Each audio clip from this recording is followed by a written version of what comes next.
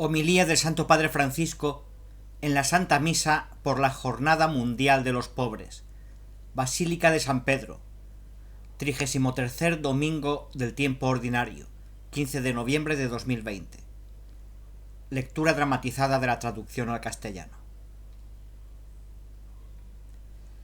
La parábola que hemos escuchado tiene un comienzo, un desarrollo y un desenlace que iluminan el principio, el núcleo y el final de nuestras vidas. El comienzo. Todo inicia con un gran bien.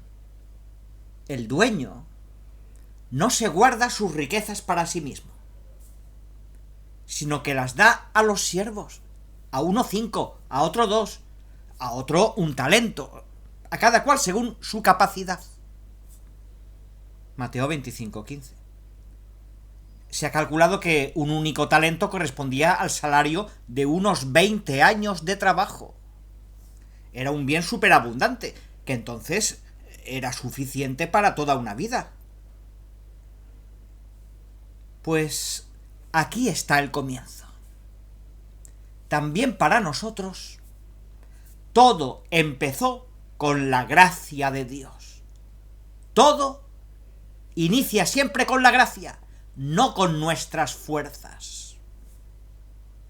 Con la gracia de Dios, que es Padre, y ha puesto tanto bien en nuestras manos, confiando a cada uno talentos diferentes.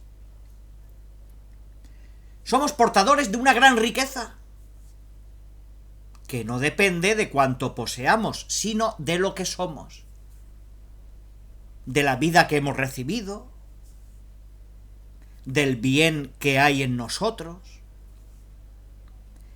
de la belleza irreemplazable que Dios nos ha dado, porque somos hechos a su imagen. Cada uno de nosotros es precioso a sus ojos. Cada uno de nosotros es único e insustituible en la historia. Así nos mira Dios. Y así nos trata Dios. Qué importante recordar esto. En demasiadas ocasiones, cuando miramos nuestra vida, vemos solo lo que nos falta. Y nos quejamos de lo que no tenemos. Y entonces cedemos a la tentación del ojalá. Ojalá tuviera ese trabajo. Ojalá tuviera esa casa. Ojalá tuviera dinero y éxito. Ojalá no tuviera ese problema. Ojalá tuviera mejores personas a mi alrededor. Pero la ilusión del ojalá nos impide ver lo bueno y hace olvidar los talentos que tenemos. Sí, tú no tienes aquello, pero tienes esto. Y el ojalá hace que olvidemos esto. Pero Dios nos lo ha confiado porque nos conoce a cada uno y sabe de lo que somos capaces. Confía en nosotros, a pesar de nuestras fragilidades. También confió en aquel siervo que ocultó el talento. Dios esperaba que, a pesar de sus temores, también él utilizara bien lo que había recibido. En concreto, el Señor nos pide que nos comprometamos con el presente sin añoranza del pasado, sino en la espera diligente de su venida. Esa nostalgia fea, que es como un humor crudo, un humor negro que envenena el alma y hace que siempre mire hacia atrás. Siempre a los demás, pero nunca a las propias manos. A las posibilidades de trabajo que el Señor nos ha dado. a nuestras condiciones, incluso a nuestra pobreza. Y así llegamos al centro de la parábola. Es el trabajo de los sirvientes, es decir, el servicio. El servicio es también obra nuestra. El esfuerzo que hace fructificar nuestros talentos y da sentido a la vida. De hecho, no sirve para vivir el que no vive para servir. Necesitamos repetir esto, repetirlo muchas veces. No sirve para vivir el que no vive para servir. Debemos meditar esto. No sirve para vivir el que no vive para servir. Pero ¿cuál es el estilo de servicio? En el Evangelio, los siervos buenos son los que arriesgan, no son cautelosos y precavidos, no guardan lo que han recibido, sino que lo emplean. Porque el bien, si no se invierte, se pierde. Porque la grandeza de nuestra vida no depende de cuánto acaparamos, sino de cuánto fruto damos. ¿Cuánta gente pasa su vida acumulando, pensando en estar bien en vez de hacer el bien? ¡Qué vacía es una vida que persigue las necesidades sin mirar a los necesitados! Si tenemos dones, es para ser nosotros dones para los demás. Y aquí, hermanos y hermanas, nos preguntamos, ¿sigo las necesidades solamente? ¿O soy capaz de mirar a los que tienen necesidad? ¿A quien está necesitado? ¿Mi mano es así, abierta? ¿O así, cerrada?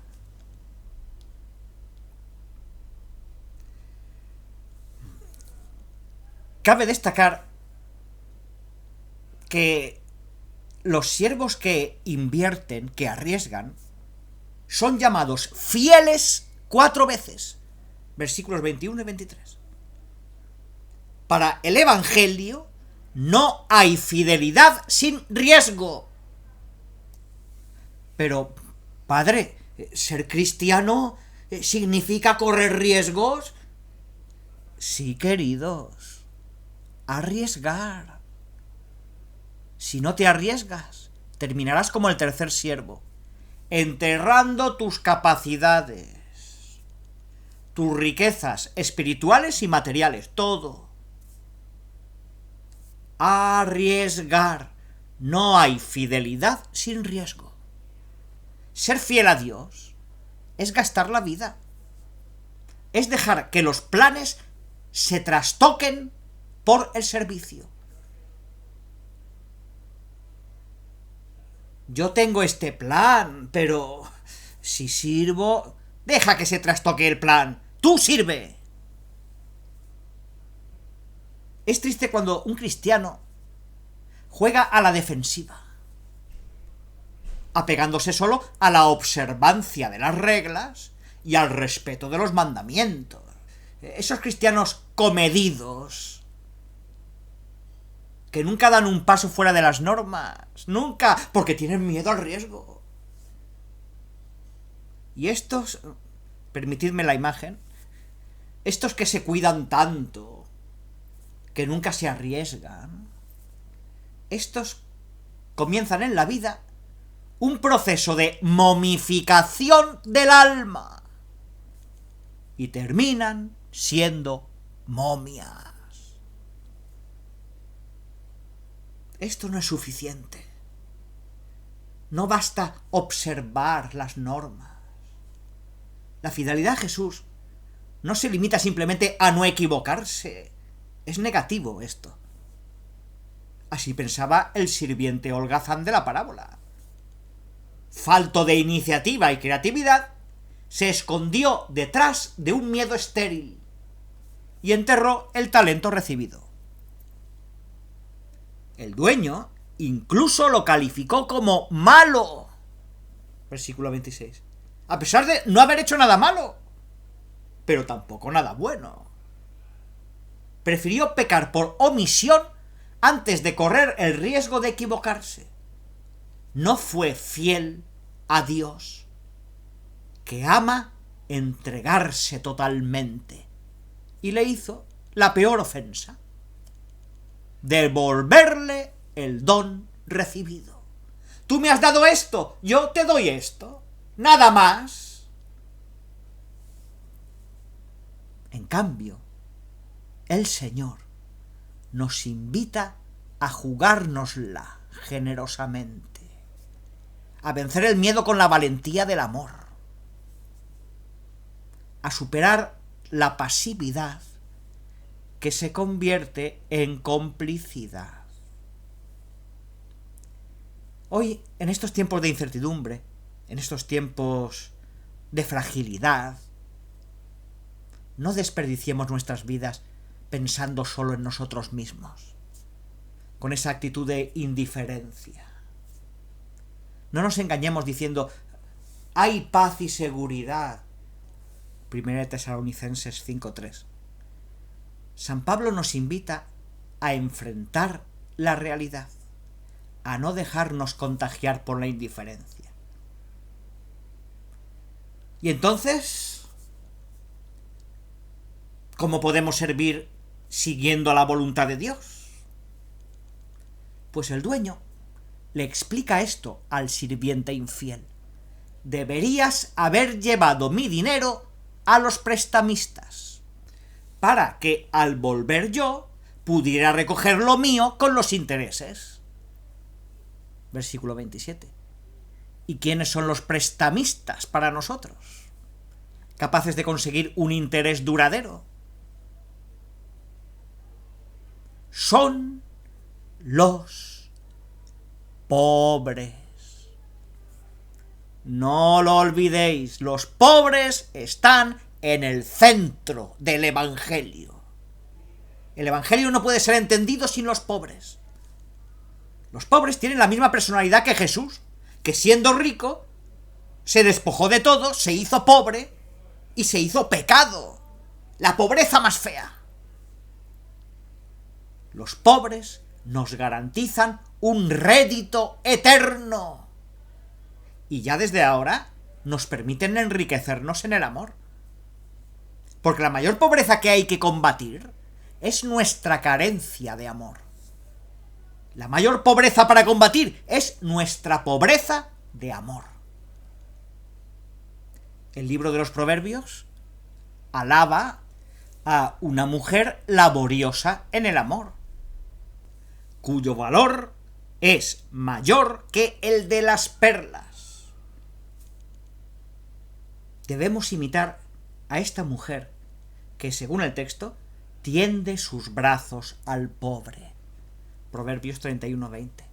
Esta es la mayor riqueza de esta mujer. Extiende tu mano a los necesitados, en lugar de exigir lo que te falta, porque de este modo multiplicarás los talentos que has recibido. Se aproxima la Navidad, tiempo de celebraciones. ¿Cuántas veces? La pregunta que mucha gente se hace es: ¿qué puedo comprar? ¿Qué más puedo tener? Necesito ir a las tiendas a comprar. Digamos la otra palabra: ¿qué puedo dar a los demás para ser como Jesús, que se dio a sí mismo y nació pobremente en aquel pesebre? Y llegamos así al final de la parábola. Habrá quien tenga abundancia y quien haya desperdiciado su vida y que permanecerá siendo pobre. Versículo 29.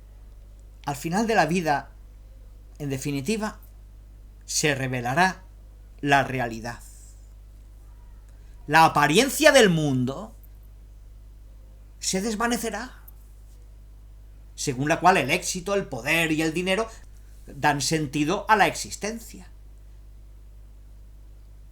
Mientras que el amor, lo que hemos dado, se revelará como la verdadera riqueza. Todo eso se desvanecerá. En cambio, el amor emergerá. Un gran padre de la Iglesia escribió: así es como sucede en la vida.